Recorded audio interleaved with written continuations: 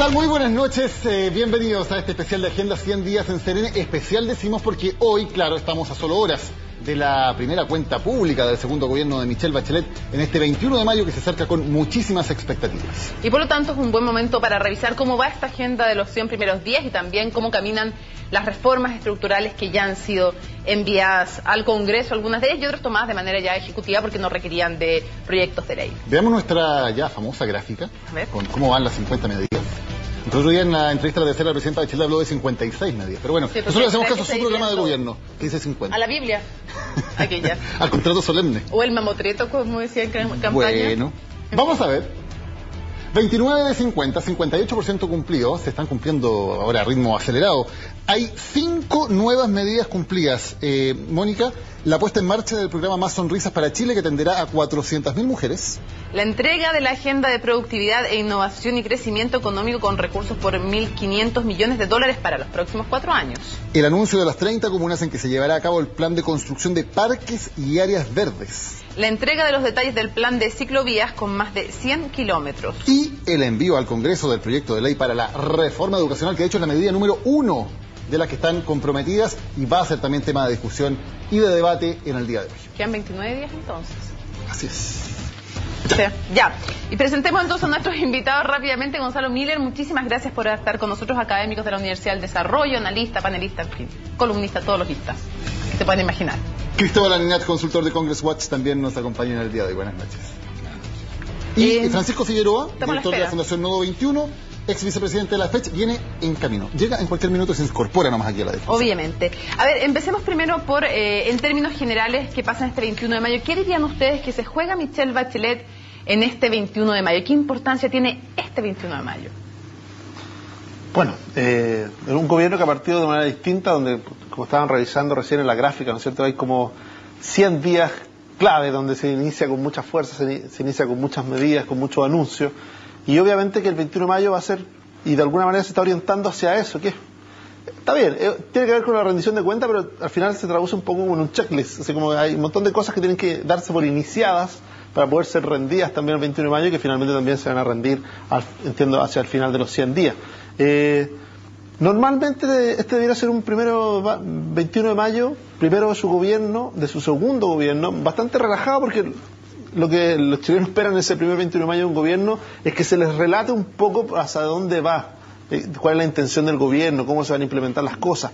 Pero aquí pareciera que el énfasis está puesto en otra cosa, está puesto más en que está todo iniciado, como en un estoy cumpliendo, y no tanto en una mirada hacia futuro.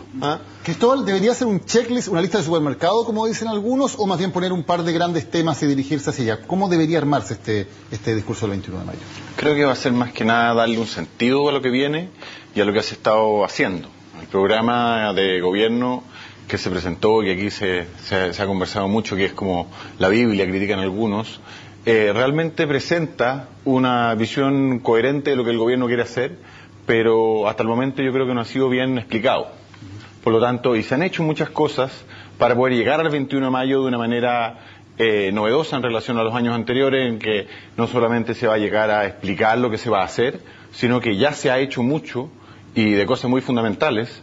Entonces, y se ha construido de manera de poder llegar a eso. O sea, la aprobación de la reforma tributaria la semana pasada en la Cámara de Diputados, están aprobando el multirut hoy, todos los proyectos de ley que se han mandado, lo que se ha apurado con la reforma del binominal, etcétera, es para poder decir, no solamente prometimos, sino que estamos haciendo y estamos cumpliendo. Entonces, mañana se le va a dar un sentido a este programa de gobierno que es tan transformador y que en eso se diferencia de lo que han sido los 21 de mayo o los inicios de gobierno de años anteriores.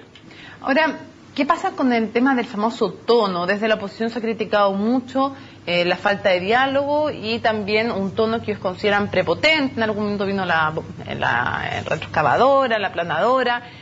¿Debiera tener un tono distinto? ¿Se puede hacer eso en un 21 de mayo, Gonzalo?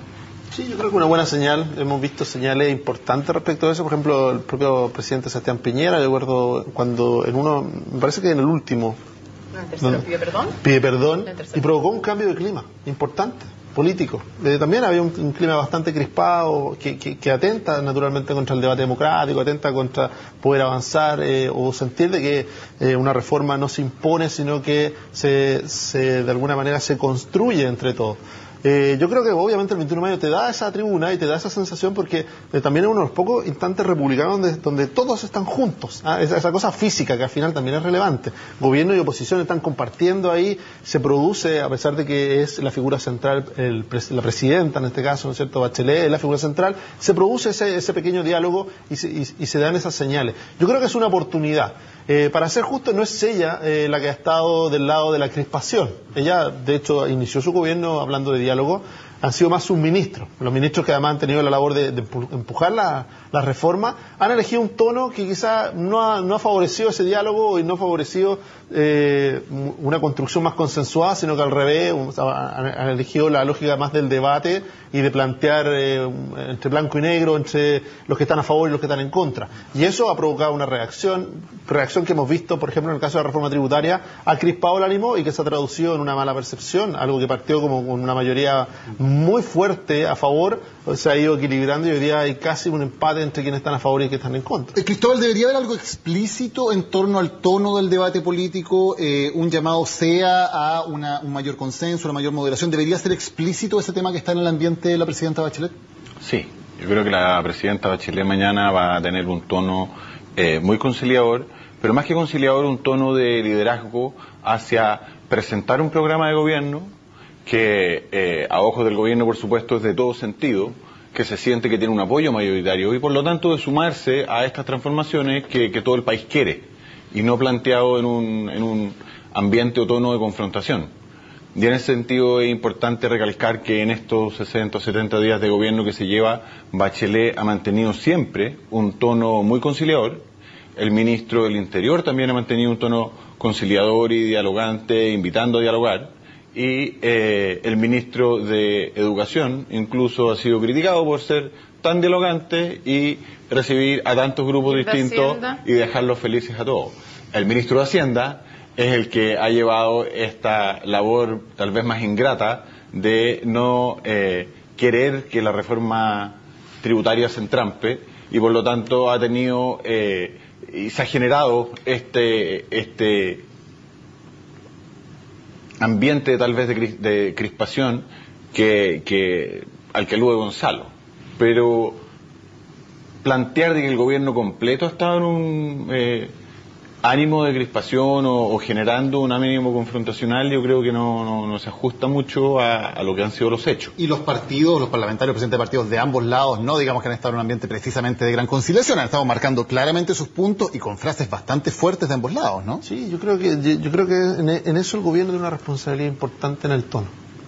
Porque obviamente los parlamentarios y el Congreso, como ha sido tradicional, responden mucho a la sensación de si son acogidos o no son acogidos. Lo vimos en el gobierno anterior y así lo hemos visto en todos los gobiernos. Así que aquellos que les toca hacer oposición en un momento, ser gobierno en otro, adquieren roles distintos y tienen una necesidad también de marcar sus puntos, sobre todo frente a, por ejemplo, en el caso del ministro Arena, él ha elegido un tono con el cual avanzar en la reforma. O sea, aquí hay otros ministros que han elegido otros tonos. Entonces, también hay cierta responsabilidad. Le cuesta un poquito, leía el otro día, veía en la entrevista, le preguntaron un poco por su autocrítica y él era como algo extraño, no había autocrítica, pensaba que lo había hecho genial. A pesar de que la percepción pública, cuando yo transformo un evento mayoritariamente a favor en algo que está muy conflictuado y de hecho está casi 50-50, bueno, algo tengo que decir, como que en algo me he equivocado. O sea, si yo creo que lo estoy haciendo bien en la reforma, bueno, al menos en lo político comunicacional tengo que hacer algún mea culpa de que eso no está avanzando como debiera. No es lo mismo, y tiene razón Cristóbal cuando habla el ministro Izaguirre, más allá de un par de frases desafortunadas, sí en su relación con el mundo político y con el mundo social organizado, se ha preocupado un poco de ir anticipando, será culpado o ha recibido críticas más por eso, por su excesivo diálogo o porque pareciera que iba a dejar a todos conformes y por lo tanto cuando uno trata de dejar a todos conformes generalmente lo que hace es lo inverso, dejar a todos nerviosos. Pero yo creo que en eso el gobierno, y por eso digo, la presidenta que se ha mantenido al margen, y ella cuando ha hablado de este tema ha hablado de diálogo, ha hablado de incorporar a la oposición a esta reforma. Yo creo que en eso es clave que mañana haya un tono, hay una posibilidad. Eso obviamente que el discurso del 21 de mayo tiene que ver con lo que la presidenta decía y cómo decía empujarlo. Pero hay una gran oportunidad para un ambiente que es ingrato y que no solamente las críticas han provenido de la oposición, ¿eh? O sea, mucha gente, Camilo Escalona y otros, ¿no es cierto?, han dicho, este no es un ambiente favorable a reformas. Ahora, cuando se habla de, claro, que tal vez uno de los puntos es generar moderación, generar consenso, pero también es cierto que la presidenta Bachelet tiene una oportunidad única para generar apoyo a sus reformas y para salir a defenderse de los ataques que han sido bastante duros, en el caso de la reforma tributaria, en cuanto a que va a perjudicar a la clase media, y también estamos viendo en el caso de la reforma educacional que claramente hay una línea de la oposición en cuanto a decir que la educación particular subvencionada la van a matar, incluso son palabras que hemos escuchado de parte de la oposición. Y les pregunto a los dos, ¿debería la presidenta también aprovechar esta ocasión para hacer una defensa frontal, responder esas críticas, responder a los que dicen que la educación particular subvencionada, por ejemplo, que es un tema que preocupa muchísimo a la clase media en Chile, se va a ver afectada con la reforma? Mira, yo creo la manera que nosotros hemos visto comportarse la presidenta a lo largo de estos 60 días es una... si tú te fijas en el ademán, en el tono, en los lugares donde habla, en cómo se expresa, muy relajada, particularmente relajada si uno la compara como era su actitud en el gobierno anterior de Bachelet, donde ella plantea con mucha convicción, mira, aquí es necesario hacer una reforma tributaria porque necesitamos los fondos para tener los servicios públicos que la gente espera, y es una reforma que es de toda justicia. Por lo tanto, esta es una reforma que debe hacerse. Podemos conversar. Pero con dos excepciones, yo no sé, da la impresión que hay dos puntos en que ese tono tan conciliador o relajado, no digo que no haya sido conciliador, pero que hay algo ahí, porque cuando vienen las críticas del embajador de Estados Unidos, y también recién, incluso hoy día con el tema de Bloomberg, con el análisis también, esas críticas como que parecieron, incluso en la visita a Argentina en algunos momentos también, o sea, cuando ha habido críticas, sobre todo que apunten al populismo, parece ser un tema sensible que hace que la respuesta no sea tan relajada. Sí, por supuesto. Por supuesto, una figura pública se tiende a crispar y es complicado mantener la compostura cuando uno está 24 horas al día en la televisión, pero a lo que yo quiero llevar la atención es que hay una convicción detrás que es bastante serena. O sea, aquí este gobierno está planteando un plan de gobierno que tiene una coherencia conceptual, con la cual uno puede estar de acuerdo o en desacuerdo, pero el plan de gobierno tiene una visión de que Chile tiene $20.000 de ingreso per cápita y tiene que converger hacia las políticas que hacen los países de la OECD, y que las políticas que se aplicaron en Chile por la fragilidad de la transición, de la crisis financiera del 84, de la crisis post-73, todas esas institucionalidades, ya llegó el momento de que Chile de alguna manera se ponga pantalones largos y inicie este nuevo camino. Entonces, dentro de esa convicción es, creo yo, lo que nosotros vamos a ver a la presidenta expresarse mañana, invitar a un camino en el cual ellos creen y al mismo tiempo hay mucha determinación, que es lo que se ha mostrado en estos primeros 60 días. Ahora, lo decía Gonzalo, en general los discursos del 21 de mayo son una especie de checklist, ¿no es cierto? Una lista de supermercado que se va pasando revista, en deporte, en cultura, en vivienda, hemos hecho tal y tal cosa, y gran parte de la hora y media, las 2 horas, se van en un largo recorrido de todas las cosas que se están haciendo, se van a hacer, que son medidas bien concretas. Pero hoy tenemos una discusión que es distinta, porque hoy hay una discusión ideológica, creo que en el buen sentido de la palabra, sobre distintas miradas en temas de impuestos, en temas de educación, en temas constitucionales, etcétera. ¿Debería estar esa mirada un poco más ideológica, un poco más de aquí? ¿Hay proyectos de país distintos que van más allá de cuántas ciclovías o cuántas multicanchas construimos? O sea, en mi opinión, yo nunca he escuchado a la presidenta Bachelet en un discurso ideológico, ni muy politizado. Ella tiende a traducir lo que sí hay un trasfondo obviamente político profundo, importante, lo tiende a traducir, y en eso gran parte de su popularidad y gran parte de su gracia, si uno puede decir, de su magnetismo político, lo logra traducir en cosas bastante cercanas, cotidianas, en cosas fáciles de adquirir por la ciudadanía. O sea, no creo que ella vaya a tomar la variante de un discurso más de una declaración de principio, no. Y cuando digo el checklist, quiero corregir un poco, no está mala, no está mal que sea, porque volvamos al corazón, esta es una rendición de cuentas, no el Estado de la Unión, no, pero sí es una rendición de cuentas, y sobre todo para la gente de regiones, están muy atentos a si aparecen o no aparecen en el discurso, porque para muchas regiones, con el excesivo centralismo que hay en nuestro país, es la oportunidad de ver si una obra concreta o si hay un cambio que los pudiera llegar a afectar. Pero por eso no lo dije como un tono despectivo al checklist, yo creo que es parte de, engancha con esas dos cosas. Pero lo que sí, yo también creo que, así como la reforma tributaria, la reforma educacional, pone una señal de alerta, porque la reforma educacional no toca a los colegios particulares pagados de nuestro país, donde se educa, ¿no es cierto?, la élite, sí toca donde estudia la clase media, en una reforma. Que tiene una visión y que la presidenta seguramente mañana va a explicar, pero yo creo que reforma tributaria más reforma educacional son dos cosas que tienen, una ya nervioso al bolsillo de la clase media, otra puede tener nervioso al corazón de la clase media, que es donde pone sus fichas. Esa es la educación, ese es el capital de la clase media, no tiene otro capital, es la educación. Entonces tiene que dedicarle tiempo a explicarle bien pedagógicamente. Escuchaba a Pancho Vidal en la radio camino para acá y me decía, mira, nosotros nos equivocamos y perdimos la pelea pedagógica con la reforma tributaria en términos de explicar a la clase media que esto no lo iba a afectar. La perdimos, no podemos volver a perder ahora con la reforma educacional si la clase media llega a entender de que aquí, de alguna manera, no es el sector público el que está siendo reformado, no es el particular subvencionado, sino que es claramente son los colegios en los cuales ellos han elegido como clase media y que apuntan al corazón de lo que ellos entienden es el progreso o el desarrollo de su familia. Yo creo que ahí hay una señal que la presidenta también tiene una oportunidad para transmitir. Antes de irnos a la pausa. Sí, a mí, yo la verdad no comparto demasiado lo que dice Gonzalo en términos de que más que un análisis, ahí hay un mensaje. Yo creo que lo que nosotros estamos viendo ahora, como en términos de análisis de la situación que está pasando, es que hay grandes reformas que van a tener un tremendo efecto en este país. Reformas que tienen una carga ideológica importante. Se quiere terminar con la educación, por ejemplo, como un bien de consumo. Se quiere eliminar el lucro, que son cosas muy trascendentes. Pero en términos del efecto que estos puedan tener en la clase media, los mensajes políticos que se están dando son bastante distractores. Entonces, tratar de comprender eso en el debate político es, me imagino, lo que podemos conversar en el próximo bloque. Y vamos a hablar algo más también de educación después de esta pausa en Agenda de Desafíos de 100 días en CNN Chile.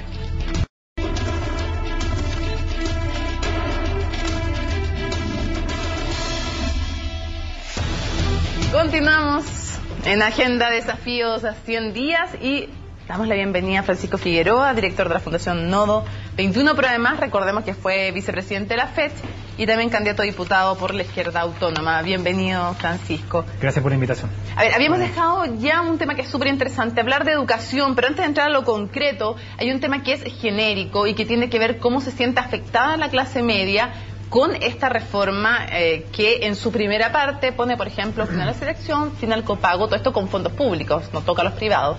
¿Es esto lo que puede ser más también popular para la centro-derecha de defender? Tiene una bandera más popular, porque la reforma tributaria muy popular tampoco era, pero tiene aquí una bandera interesante, porque aquí habla la presidenta, pero también hablan todos los políticos, la entrada y la salida. ¿Qué crees? Qué interesante, en este tipo de reforma, y esto es algo clásico en todas las reformas regulatorias de esta naturaleza, las personas que se ven afectadas tienden a oponerse muy fuertemente y las personas, la gran mayoría, que se va a ver potencialmente beneficiada, como no sabe si se va a ver beneficiada o no se defiende de la misma manera. Entonces, aquí lo que se hace es que se hace una reforma educacional que tiene varias partes, que hoy día se anunciaron, o ayer se anunciaron las tres primeras, ¿no es cierto? Y que esas partes lo que hacen es básicamente intentar eliminar la segregación del sistema, que es uno de los problemas principales que tiene Chile. Segregación a través de copago, en que la gente que tiene más plata puede segregarse de los que tienen menos, de la selección, que es la manera en que los colegios lo hacen para tener los mejores alumnos y poder dejar de lado a los que vienen con peor background familiar, y por lo tanto y el lucro, que es algo que lleva a un problema en la propia gestión de los colegios. Entonces, eso es un primer paso de muchas otras reformas que vienen. Okay. Entonces, la crítica que se hace, esto no ataca a la calidad. No, pero o esto no del tema, mejora es que el sector público. Antes de hablar de eso, hablemos también del tema que les planteaba, el tema de la clase media, porque está claro que aquí hay una estrategia política por lado y lado. Y por el lado de la alianza está, y si yo fuera política haría lo mismo, digamos, está el tema de enfocarse como que ellos van a defender a la clase media y que esto puede ser muy mala, esta reforma que podría significar el fin de los colegios con copago, el fin de los particulares subvencionados. Francisco, ¿cómo ves tú eso? ¿Cómo se va esa batalla comunicacional mañana y cómo debiera afrontarla la presidenta? Bueno, efectivamente son las clases medias, así llamadas, las que están reclamando más por lo que está sucediendo en el país, y por eso están en el centro de la disputa por quién les representa. Creo sí que los reparos que le pone la derecha a lo que hace o no hace el gobierno no ayudan a despejar el problema, porque en el caso educacional, cuando enarbolan la idea de la libertad, por ejemplo, lo que nos dicen es que viene con una letra chica, que es libertad de comercio, no es libertad de enseñanza. Tiene una concepción muy estrecha y nueva de la libertad de enseñanza, no es lo que ha sido históricamente en Chile la libertad de enseñanza. Cuando hablan de calidad, hablan de oportunidad de negocio para el propietario de la institución educativa, no hablan de la integralidad de la educación. Entonces los reparos que pone la derecha yo creo que no ayudan a resolver el problema. El problema con lo que hay, lo que conocemos hasta el minuto en temas de educación, es más lo que no está sobre la mesa. En particular porque si lo que se intenta es evitar que el mercado produzca lo que produce, está comprobado lo que produce, segregación, mala calidad, no está relacionado con más calidad, eso está comprobado, es más educación pública. El mercado va a encontrar todas las formas de sobreponerse, de sortear las trabas que le pone el Estado. Y si no expandimos y fortalecemos la educación pública en todos los niveles, la verdad es que el mercado va a seguir inventando esas formas. Inventamos una ley para evitar que se lucraran las universidades, crearon las inmobiliarias y muchas formas más. Inventamos una ley y un sistema de acreditación para asegurar la calidad, compraron las acreditaciones. Entonces, quienes intentan hacer negocio con la educación, que son la forma más grotesca, pero también quienes ven la competencia como el motor de la educación, van a encontrar la forma de sobreponerse. Por lo tanto, el fortalecimiento y la expansión de la educación pública es aquello que va a permitir que el mercado efectivamente se vaya retirando, y eso no está sobre la mesa hoy día. Entonces creo que mañana la discusión debería estar centrada en eso. Lamentablemente yo no tengo esperanza en que se centre en eso. Va a estar centrada en la discusión sobre lo que para las clases medias, así llamadas, las motiva, y eso nos va a ayudar a... Antes de darle el pase a Gonzalo para que responda al respecto, Francisco, cuando uno ve la reforma, de lo que se ha presentado al menos, que evidentemente no es toda la reforma, tú tienes la preocupación de que incluso pueda significar que más gente opte por la educación particular subvencionada, porque uno lo que ve es que en el fondo gente que tal vez podía querer optar a la particular subvencionada pero que no tenía los recursos para hacerlo, ahora con esta reforma sí lo va a poder hacer. Podría incluso crecer más la elección que hasta el momento han tomado muchas familias, que ha sido irse a la particular subvencionada en vez de seguir en la educación pública. Mira, está pasando una cuestión muy extraña, porque esta dice ser una reforma progresiva, pero se están levantando muchas banderas de derecha para defenderla.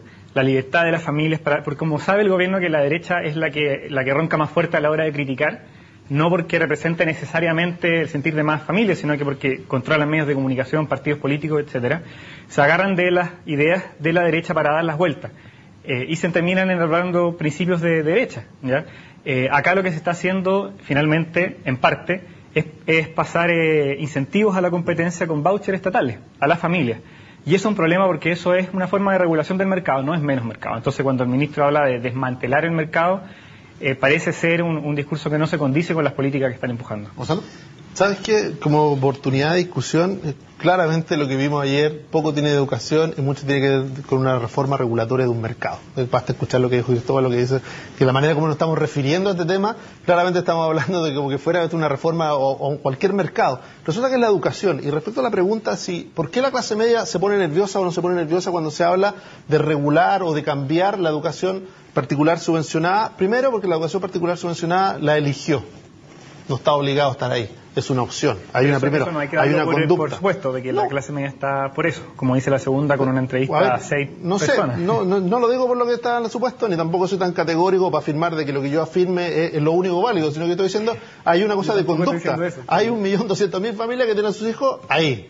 Y si la tiene ahí es porque lo eligió, porque podría no tenerlos ahí, tiene una opción, la educación pública, la tiene esa opción. Se ha ido moviendo, uno podrá encontrar y decir, Francisco, que yo creo que algo que vamos a compartir, es de que también esa opción ha estado marcada, ¿por qué? Por una mala calidad de la educación pública. Nadie se va de algo bueno. De hecho, si se comporta igual que la particular subvencionada, por eso, sí, con menos recursos. Pero por eso digo, si hacemos, está probado. pero si los papás se han ido de ahí, nadie se va de algo bueno a algo peor. A veces sí. A veces sí. Más allá de cuál sea la calidad real, pero al menos parece haber una percepción entre mucha gente de que la educación particular subvencionada es mejor. Porque como papá uno se fija, primero, la calidad sí es relevante, no es lo único relevante. Hay una sintonía respecto al tipo de formación que se quiere, hay una sintonía respecto también de la cercanía, hay una sintonía del tipo de servicio, de poder influir, de poder exigir, de poder yo ir a ese colegio y exigir si es que a mi hijo no se le trató de una manera o el profesor no cumplió con lo que tenía, cosa que en el sector público hasta ahora no ocurre. Podría ocurrir. De hecho, si hace un símil con lo de la salud, en algún momento se dijo, oiga, pasemos una ley de los derechos del paciente. sector público. ¿Para qué? Para que pueda exigir también. No porque sea sector público yo me tenga que conformar. Y yo en eso decirle, bueno, ¿por qué se pone nerviosa o no se pone nerviosa la clase media? ¿Quiénes pusieron atención? Decíamos, los que están en la elite, en los colegios particulares pagados, no creo que hayan dedicado más de 1 minuto y medio a lo que se dijo ayer, porque no los toca, en nada. Ni en selección, ni en nada. Ahora, los que están en la educación pública que podemos hablar en general, pero que es variada, hay educación pública de calidad, hay educación pública que tiene dificultades de administración y otra que es bastante deficiente. Hay también 3 niveles. Pero bueno, tendrá que ver dónde es la oportunidad para la centro derecha, en que si hay algo que perdió en su discurso y en su relato fue esta cercanía con la clase media y con la clase media emergente. Y cuando hablamos de salir adelante, del esfuerzo personal y todo, son valores que se asocian mucho a la centro derecha y tiene una oportunidad de acercarse. Tiene que hacer esa pega, pero tiene una oportunidad. Cristóbal, otro de los argumentos que vamos a escuchar sin duda mañana también de parte de la oposición es que con el fin al lucro van a haber muchos colegios que van a cerrar y nuevamente reforzar, probablemente lo vamos a escuchar de parte de los parlamentarios, reforzar el punto de que se podría poner una lápida no solo con el fin del copago, sino que con el fin al lucro, cuando se podría poner la lápida en el fondo a la educación particular subvencionada. Esas son críticas que la presidenta, más allá de lo que ustedes piensen como estrategia política, son críticas que derechamente la presidenta debiera responder, debiera dedicarse a esos temas, a espantarse estos fantasmas. Mira, la presidenta yo creo que no va a desviarse en la crítica que está teniendo hoy día o la actitud que está teniendo hoy día principalmente la UDI, pero la Alianza en general, que responde a una estrategia que va mucho más allá del tema tributario o educacional.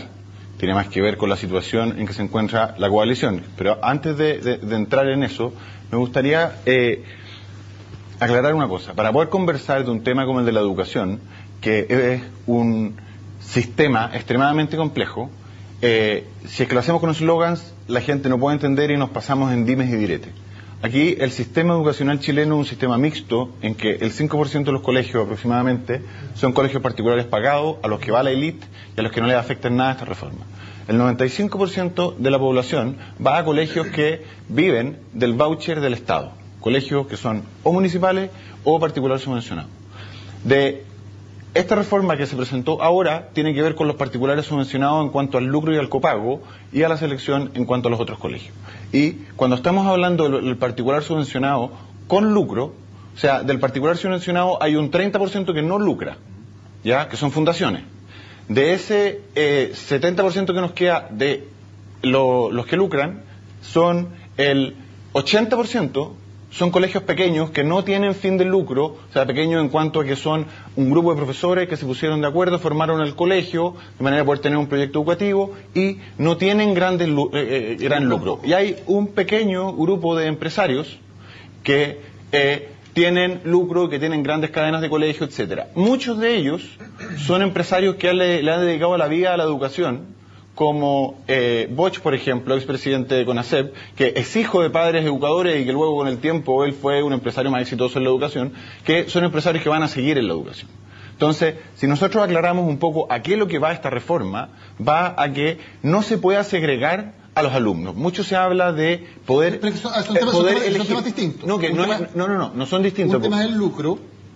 Y me da la impresión, porque escuchábamos la misma línea de argumentación más o menos ayer al ministro Izaguirre, que al final la argumentación que entiendo de la nueva mayoría, me da la impresión de que al final el lucro no era tan problemático entonces, porque al final se dice, son muy poquitos los que lucran, son pocos, se van a ir, entonces al final no era tan grave el problema del lucro. Para poder, ¿no? Lo que pasa es que para poder generar un sistema educacional no se hace con cuñas de reformas que se hacen separadamente. Aquí hay un tremendo problema que pasa por el estatuto docente, por el financiamiento de la regulación que tienen los colegios subvencionados, que se reforma, público, que se reforma viene, pasa por la cantidad de plata que se invierte por niño, pasa por la selección. Entonces, lo que se está haciendo aquí es presentar una fracción de la agenda, y esa fracción es importante de comprender. Entonces, de acuerdo a lo que decía Gonzalo, es importante entender que no se está limitando la capacidad de elección de los padres. Okay. Lo que se está limitando es la capacidad de que los colegios elijan a los padres, no que los padres elijan a los colegios. Ahora, Francisco, si son tan poquitos los que lucran, como dice finalmente, como decía al final ayer el ministro de Educación, y si el copago es tan mínimo en promedio, como dice hoy día el presidente de la FIDE, entonces, ¿por qué este tema desata tantas pasiones? No hay intereses importantes detrás, porque cuando algo desata tantas pasiones, al nivel o más incluso que la reforma tributaria, uno puede suponer que sí hay cosas importantes que están en juego en esta reforma y de las que debiéramos escuchar hablar mañana. Incluso hasta cuando se habla de, no sé, fin al copago, parece que es algo importante, no es tan chiquitito. Cuando el tema del lucro se pone en primera plana y moviliza a mucha gente, tiene que ver principalmente con lo que ocurre a nivel de educación superior, porque ahí es donde el lucro tiene una magnitud mucho mayor y alcanza a más personas. A nivel escolar, la magnitud del lucro es menor, existe, y donde está no funciona. O sea, calidad y lucro no se llevan ni arriba ni abajo, en escolar y superior, pero la magnitud es muy arriba. Entonces yo creo que el gobierno, y en particular el Ministerio de Educación, que tiene un movimiento muy comunicacional, muy de grandes frases, grandilocuentes, mucha fanfarria, pero la verdad es que hubo un poco de todo medio más o menos, todo medio distinta. Se agarran de la idea contra el lucro, se agarran de la idea del copago un poco para simpatizar con ciertas banderas que vienen de la calle, que fue la razón por la que el gobierno pudo ganar, a pesar de que fue el menos votado de toda la transición, ganó justamente agarrándose de esas banderas. Entonces yo veo una estrategia comunicacional de validación con esas banderas que gran parte de la ciudadanía respalda y de los actores sociales más movilizados, pero no para enfrentarlas directamente y muy integralmente. Por ejemplo, en el ámbito de educación superior, donde el tema del lucro es más complicado, aun cuando no es lo central y es lo grotesco, insisto, el problema es el mercado y la competencia, y hay gente que no está interesada en lucrar tanto, pero sí en competir. El capitalismo no es lucrar. Acá en la chilena los empresarios son ladrones, pero en verdad se trata de generar valor, no solamente de llevarse todo para la casa. En el ámbito de la educación superior hemos visto hartos casos, entonces no va para la risa, es bastante serio. Y ahí, en educación superior, sí, no todos los empresarios, pero en educación y en educación superior hay varios que si no están en la cárcel deberían estarlo, porque han estafado muchas familias, y el gobierno anterior lo reconoció. Y en ese ámbito, en la educación superior, la verdad es que no hay todavía proyectos de ley, pero lo dicho es que se quiere regular ese exceso. Entonces, ahí es lo problemático, de nuevo. Un gobierno con mucho manejo comunicacional, mucha dedicación al manejo de las frases, y es complicado porque parece que este gobierno no tiene conciencia de que la sociedad chilena está hoy día en una disyuntiva fundacional. O se sigue parchando la herencia de la dictadura, privatización de los derechos, o se apuesta a empezar a superarlo. Y yo no veo que haya conciencia de eso. Yo veo que se quiere quedar bien un poco con todo el mundo. Pero directamente aquí hay familias que están, y probablemente legítimamente hoy día puede ser preocupadas o esperanzadas, ocupemos ambos términos, digamos, familias que han optado por la educación particular subvencionada, que han hecho esa opción, por motivos que uno podrá discutir o no, pero han hecho esa opción y que hoy pueden decir, mira, la reforma nos va a beneficiar porque vamos a tener la misma calidad de educación que nos gusta, en los colegios que hemos elegido, pero sin tener que pagar por ella, vamos a poder acceder a mejores colegios sin pagar. O también pueden decir, me preocupa esto porque tal vez mi colegio que yo elegí lo van a cerrar, o el sostenedor que es con fines de lucro, pero que a mí me parece que es un buen trabajo, se va a ir, o tal vez con el fin del copago va a haber otros cambios. Finalmente, ¿cómo se le habla a esas familias que hoy pueden estar esperanzadas y estar a favor de la reforma, o pueden estar preocupadas y por lo tanto volverse en contra? ¿Cómo se les habla y cómo se les convence? ¿A favor o en contra de la reforma? Ahí hay un punto clave, que si uno toma la experiencia de la reforma tributaria está el gran error. Una cosa es tener los votos en el Congreso para hacer las cosas sin preguntarle mucho a nadie. Otra distinta es ver a aquellos que se sienten afectados por la reforma, de convencerlos, porque ellos no van a aceptar el argumento de autoridad. Yo gobierno, fui elegido, mire, hice esto, así que usted tiene que estar feliz y decir, check, cumplí. No, ellos van a revisar en detalle lo que dices tú. Hay algunos colegios, pocos todavía, muy pocos, pero hay algunos colegios, por ejemplo, que de particular subvencionado decidieron pasarse a particular. Y eso implica que hay un sector de alumnos de esos colegios que tienen que salir. Porque, claramente hay un colegio en Puerto Montt que hizo eso, tuvieron que cambiarse a otro particular subvencionado porque ese colegio pasó a particular. Y así hay distintos actores que van tomando decisiones y que van afectando de nuevo algo que es cotidiano, pero que de nuevo tiene que ver con un sentimiento profundo. Cuando un papá elige un colegio, lo hace pensando en muchas variables y de acuerdo a lo que cree es lo mejor, con la información que tiene, a veces con poca información, a veces con información equivocada. Y en eso hay mucho que avanzar, en cómo le entregamos mejor y mayor información para que pueda tomar bien su decisión.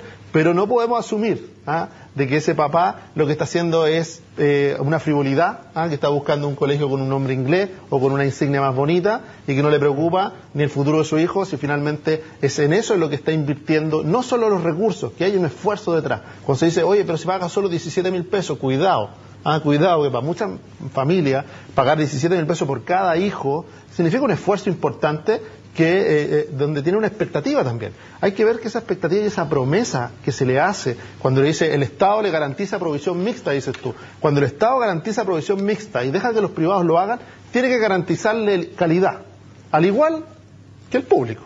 Tiene que exigirle igual, para que el papá pueda elegir libremente entre público y privado en igualdad de condiciones. Cuando no se produce esa igualdad de condiciones hay que ver quién está fallando. Si está fallando el privado, que no produce calidad, o está fallando el Estado, que no está siendo capaz de garantizarle ese derecho a elección. Pero en el debate que estamos teniendo, tú preguntabas cómo se le habla a la clase media para que pueda tranquilizarse si es que van a tener beneficios o no. Y la verdad que se le habla con la verdad.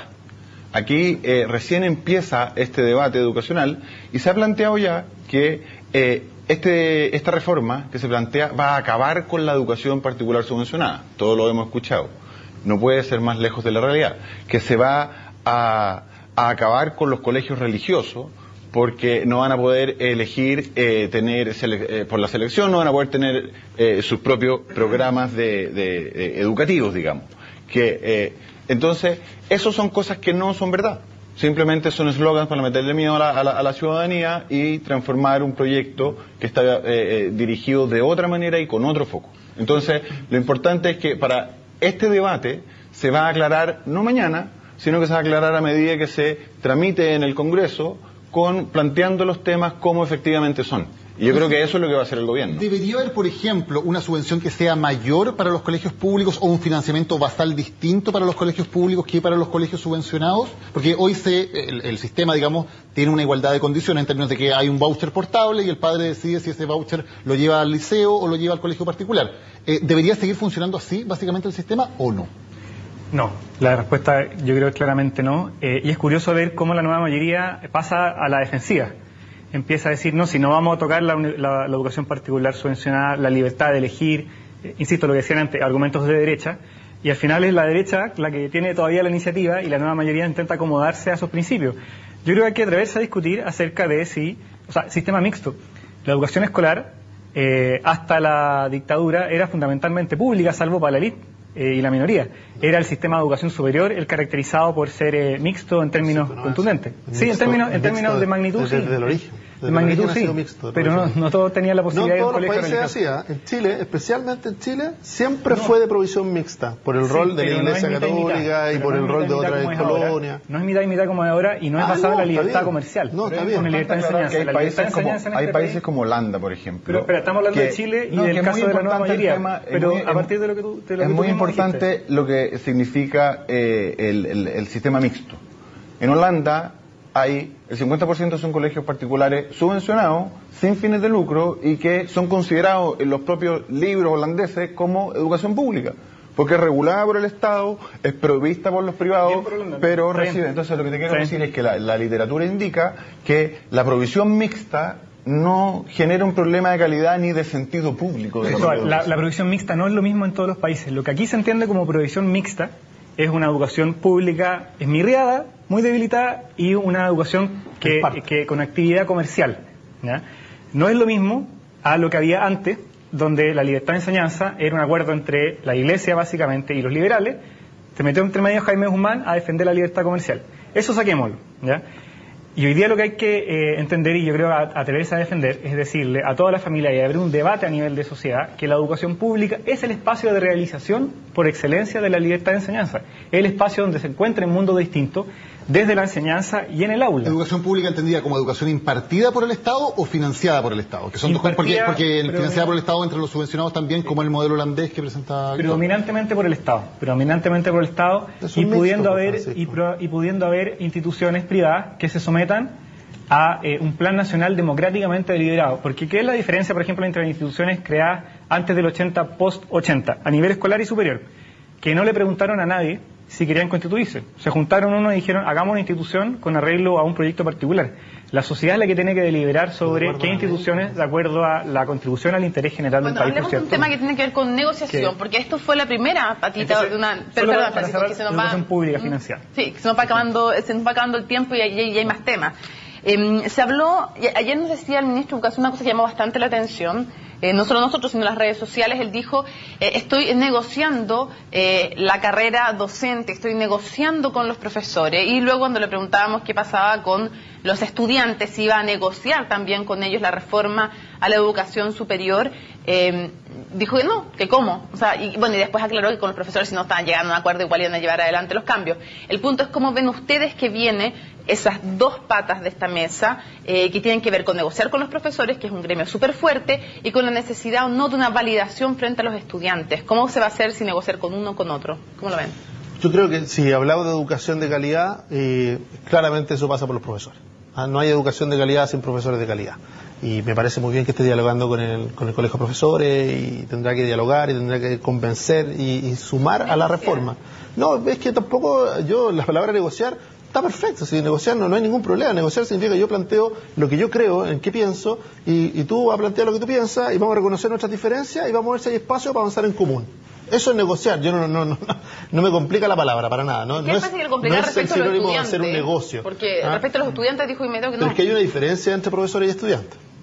Pues los profesores, un profesor va a estar en la educación, él con 30, 40 años, es un actor relevante y decisivo, sobre todo en la educación escolar, también en la educación superior. El estudiante está por un periodo ahí, es también relevante porque él quien más sensiblemente se da cuenta si lo que está recibiendo es calidad o no, pero es un actor pasajero. ¿Por qué? Pues ese estudiante está un tiempo en su colegio, un tiempo en la universidad y después pasa por eso. No, está bien, pero obviamente que no están en igualdad de condiciones estudiantes como cuerpo. Pero es muy simple, ¿con quién se negocia? Si con gente que está en negociación dure 3 años, ¿se negocia con los que están en cuarto medio hoy día, que después no van a estar? ¿Se negocia con los que están en la universidad hoy día, que después no van a estar? En cambio, con los profesores tienen la facilidad de que ellos sí van a estar en la educación y son un actor súper relevante. Estudiante a una institución no es como ir a comprar el pan donde después tú con la boleta vayas y reclamás y decís cámbiame el pan porque venía malo. Determina tu trayectoria de vida y la de tu familia y la del país por completo. Entonces, los estudiantes sí son un actor relevante de una eventual reforma. Yo diría que el gobierno tiene dos opciones: o se afirman los poderes fácticos, que ya sabemos cómo sale cuando uno se afirma los poderes fácticos, el 2006 como terminó, con una losa a la iglesia, a los empresarios, a los grupos transversales. ¿Los estudiantes no son poderes fácticos también? No, distinto, porque creo que lo que están bregando es más allá del interés propio. En las demandas del profesorado, ahí se está riendo Gonzalo, pero la demanda del profesorado...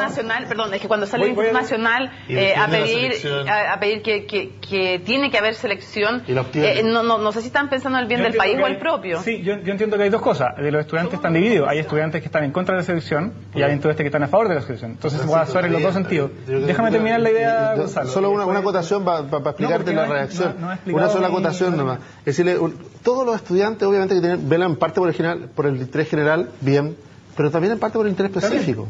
Y eso vale para todos los grupos de presión. Cuando los profesores plantean un modelo de enseñanza distinto, un modelo de profesión docente, no están pensando solamente en negociar su sueldo.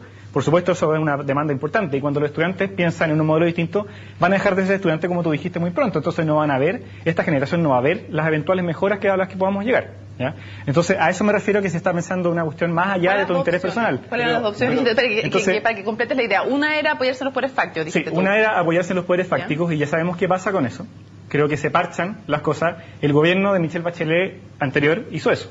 Después de la movilización pingüina se apoyó los poderes fácticos, y los poderes fácticos terminaron tapando la posibilidad de una reforma sustantiva que había abierto la movilización estudiantil.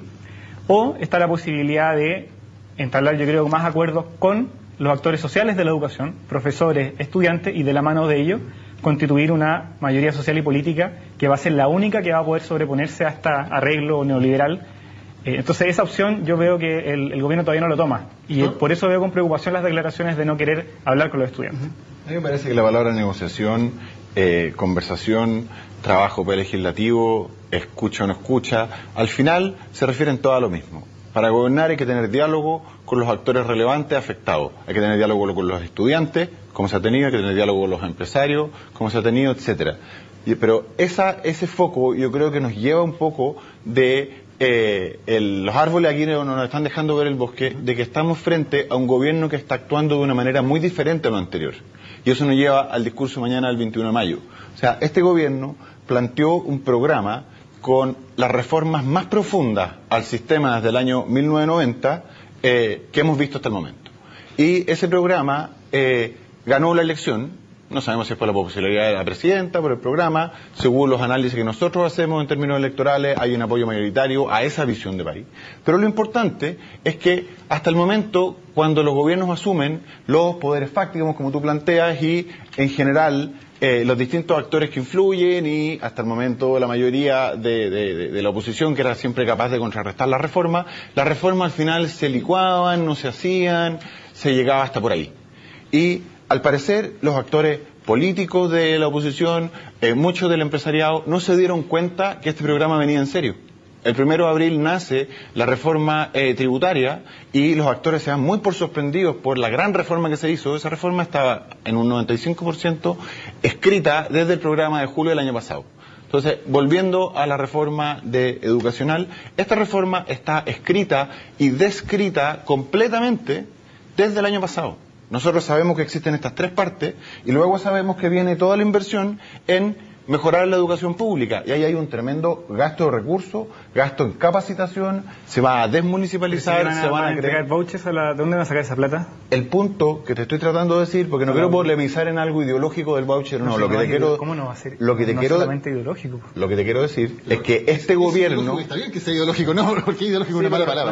No me quiero quedar en la connotación ideológica. Quiero hablar de... Este gobierno está... Qué interesante la discusión ideológica que hay detrás del voucher. Es cómo se financia. Se financia a la oferta, se financia la demanda, se financia la institución parcialmente. Llevamos 20 años discutiendo sobre el voucher o no el voucher, sistema de mercado o no sistema de mercado. Y lo que hace este gobierno es entrar y regular de verdad que este sistema de voucher no genere discriminación, no genere un lucro a costa... Más voucher, más mercado. Que no genere lucro a costa de los estudiantes y que realmente se equipare la cancha con el sistema público, porque hasta el momento se produce una migración de los estudiantes hacia los colegios particulares subvencionados, que mencionaba Gonzalo anteriormente, pero no porque los padres encuentren mejor per se estar en un colegio particular subvencionado, sino que porque está el estatuto docente y hay un montón de problemas que tienen las municipalidades más pobres, por ejemplo, de gestionar bien sus colegios. Entonces, la reforma que se va a implementar ahora es una reforma muy de fondo, que está en el programa, que mañana va a ser seguramente enfatizada por la presidenta Bachelet sobre cómo se va a mejorar la educación pública. Nos quedan menos de 5 minutos y hay un tema que no queremos dejarlo en el tintero, que es el de la nueva Constitución. Se había dicho en principio que era en el segundo semestre del 2014 cuando se presentaba la nueva Constitución. El fin de semana la presidenta Bachelet en la tercera habla ahora del año 2015. ¿Podemos esperar un anuncio concreto, real, con plazos y con procedimientos sobre cómo se va a llevar adelante esta promesa, que claramente es la promesa más vaga, porque la reforma tributaria sabíamos más o menos cómo iba, la reforma educacional también estaba más o menos clara, pero de la nueva Constitución, no hay todavía ninguna claridad? ¿Podemos esperar algún anuncio concreto para este 21 de mayo? Yo creo que más de lo que hemos escuchado no va a haber algo más concreto. Yo creo que tiene que ver de la manera como fue recibida la primera reforma política, que es la llave finalmente de la reforma constitucional, que es la reforma al binominal, cómo fue recibida, la probabilidad de ser aprobada o de ser negociada en el Congreso, cómo logra avanzar. Recordemos que eso, ahí estamos cuando hablamos de poder fáctico, ahí estamos en algo que todos los partidos están mirando con lupa, porque tienen que ver lo que van a ganar o van a perder en función del tipo de reforma que se haga. O sea, no hay nadie aquí que no tenga una calculadora, y cuando la moneda dio una señal muy clara, los que estaban sentados eran los expertos electorales, no había ningún presidente de partido, estaban los expertos electorales sentados y van a estar los expertos electorales de la oposición por el otro lado. ¿Cómo le vaya a esa reforma? La viabilidad que tenga va a marcar el ritmo de si podemos avanzar más rápido o más lento hacia esta promesa. Claro, obviamente, porque tiene que ver, eso es el corazón de la política. O sea, el sistema electoral apunta a eso, a la distribución del poder, directamente. Y si a eso le va mal, o tiene muchos reparos, o genera divisiones hacia el interior del oficialismo, obviamente va a ser más difícil. Recordemos de que la reforma tributaria no requería grandes quórum. ya la reforma electoral sí los requiere, y para avanzar una nueva constitución requiere de quórums que van más allá de los votos que tiene el oficialismo. Yo creo que es una de las promesas más vagas y a la vez más contradictoria con cómo se ha gobernado estos 100 primeros días. Porque si primara un espíritu realmente democrático, no se habría votado como se votó la reforma tributaria, no se estaría pensando la reforma, impidiendo que se diera un debate en serio. Impidiendo que se diera un debate en serio en el propio Parlamento sobre el artículo que contenía los aspectos más importantes de la reforma tributaria. La alianza en este punto en particular, Gonzalo. Por distintas no nos demoramos tanto, hay un punto.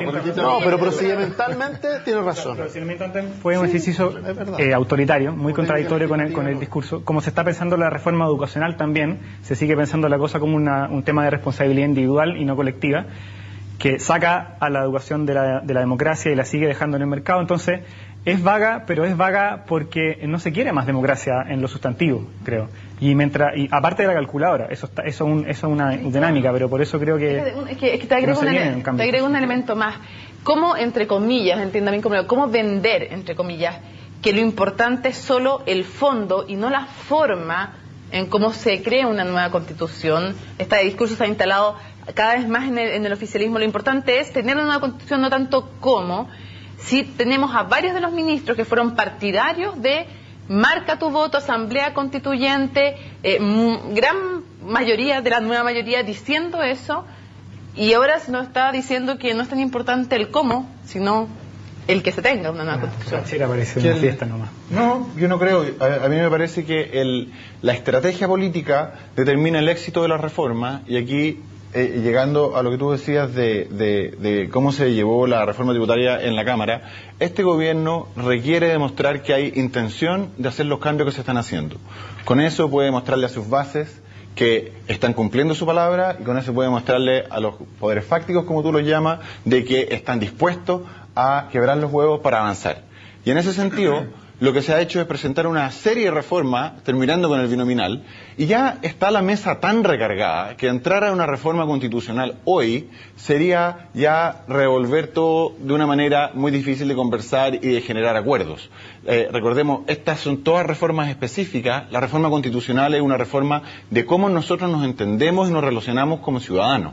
Entonces, en ese sentido, la decisión estratégica de primero recargar la agenda para mostrar hacia dónde vamos, y luego darle tiempo durante el 2014 para que esas cosas lleguen a puerto, se formen acuerdos, haya un ánimo conjunto. Entonces, en ese contexto, se aplaza la reforma para el 2015, pero a la larga, si bien no está determinado precisamente el mecanismo, lo que se debiera lograr es que se forme una comisión más o menos representativa de personajes técnicos jurídicos, políticos, personas que entiendan de cómo redactar una constitución, y de ahí se pase al Congreso, y luego posiblemente se va a terminar haciendo un plebiscito, de manera que pueda tener una forma que sea técnicamente democrática. No, la Asamblea Constituyente no tiene por dónde, porque no es constitucional y no existen los votos para llegar a ella. Lo que demuestra que el famoso nuevo ciclo no se viene. O sea, estamos ante la vieja concertación, con más energía para tomar ciertas banderas, pero no hay nuevo ciclo. Entonces, eso es lo lamentable, porque estamos en una oportunidad histórica que el gobierno está desperdiciando. Gonzalo, Cristóbal, Francisco, muchas gracias por habernos acompañado. Nosotros nos vamos a Valparaíso. Nos vamos a Valparaíso, mañana desde muy temprano, todo el equipo de CNN Chile en transmisión desde las 6 de la mañana. Vamos a estar con todas las alternativas, los mejores invitados, la independencia siempre. Matilde Burgos conduce hoy CNN Prime, y desde las 6 de la mañana, como decía Mónica, estamos mañana entonces desde Valparaíso con la transmisión en vivo de la cuenta pública de la presidenta Bachelet. Al abordaje, muchachos, entonces. Buenas noches.